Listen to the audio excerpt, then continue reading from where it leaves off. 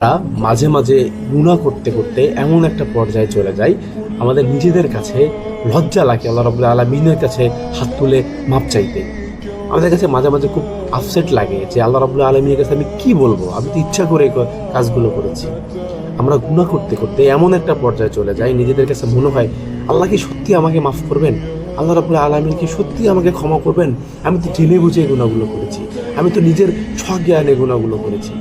এভাবে ভাবতে আমরা বাধ্য হই মাঝে মাঝে, লজ্জা পাই যে আল্লাহর কাছে কি বলবো, আমি কি বলবোটা কি, যে আমি তো গুনাহগুলো নিজের স্বজ্ঞানে করেছি। আল্লাহ রাব্বুল আলামিনের কাছে আমরা মাপ চাইতে তখন লজ্জা পেয়ে যাই। আমরা তখন ভাবি না যে আল্লাহ রাব্বুল আলামিন আমাদেরকে এটা বলেছেন যে বান্দা যখন আমার কাছে ফিরে আসে, বান্দা যখন হাজারো গুনার ভিতর থেকে আমার কাছে ফিরে আসে, তখন আমি অনেক বেশি খুশি হই যখন সে ফিরে আসে না তার থেকে। তার মানে আপনি আপনার মনের ভিতরে যে রিয়ালাইজটা হলো, আপনার মনের ভিতরে যেটা ফিল হলো যে হ্যাঁ আপনি অনেক বড় গুনাহ করেছেন, আপনি এমন গুনাহ করেছেন যেটা আল্লাহ রাব্বুল আলামিন হয়তো মাফ করবেন না। আপনার মনের ভিতরে যখন লজ্জাবোধটা হলো যে হ্যাঁ আপনি গুনাহগুলো করেছেন, ক্ষমা পাওয়ার যোগ্য না, আপনি ক্ষমা পাওয়ার যোগ্যতা সম্পূর্ণ কোনো গুনাহ করেন নাই।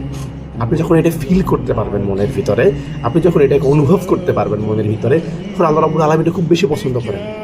এবং আপনি আল্লাহ রাব্বুল আলামিনের কাছে তখন বেশি বেশি করে বলবেন, হে আল্লাহ, তুমি তো জানো যে আমি ইচ্ছা করে গুনাহগুলো করেছি, তুমি তো জানো যে এই দোষগুলো আমার নিজের, আমি চাইলে এটাকে গুনাহটা করা থেকে বিরত থাকতে পারতাম, গুনাহটা করা থেকে বিরত থাকতে পারতাম আল্লাহ, কিন্তু আমি থাকি না, আমি ইচ্ছাকৃতভাবে করছি।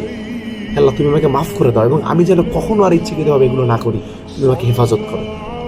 যখন আমরা যখন আল্লাহ রাব্বুল আলামিন আমাদের নিজের দোষটাকে স্যাক্রিফাইস করতে পারবো, আমরা বলতে পারবো, আমরা মন খুলে বলতে পারবো যে হ্যাঁ আমি দোষী, কারণ আপনি এটা আল্লাহ রাব্বুল আলামিনের কাছে প্রমাণ করতে পারবেন যে হ্যাঁ আপনি নিজেকে দোষী হিসেবে আল্লাহ রাব্বুল আলামিনকে সুবর্দ করে দিয়েছেন এবং আপনি ভাবছেন যে হ্যাঁ আপনি গুনাহগার।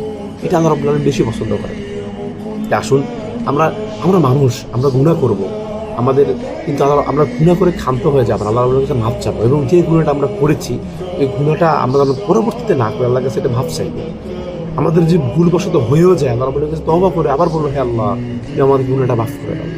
আমরা যখন এইভাবে আল্লাহ রাব্বুল আলামিনের কাছে আমরা নিজেকে স্যাক্রিফাইস করতে পারবো, আল্লাহ রাব্বুল আলামিনের কাছে নিজেকে সুবর্দ করতে পারবো, তাহলে আল্লাহ রাব্বুল আলামিন আমাদেরকে ক্ষমা করে দেবেন এবং আমাদেরকে জান্নাত দান করবেন। তাই আমরা গুনাহ করলেও আমরা যেন চুপ করে বসে না থাকি, নিজেকে লজ্জাবোধ না করি, আল্লাহ রাব্বুল আলামিনের কাছে আমরা নিজেকে সুবর্দ করে দিই। আল্লাহ রাব্বুল আলামিন আমাদেরকে তৌফিক দান করুক, আমিন। আসসালামু আলাইকুম ওয়া রাহমাতুল্লাহি ওয়া বারাকাতুহু।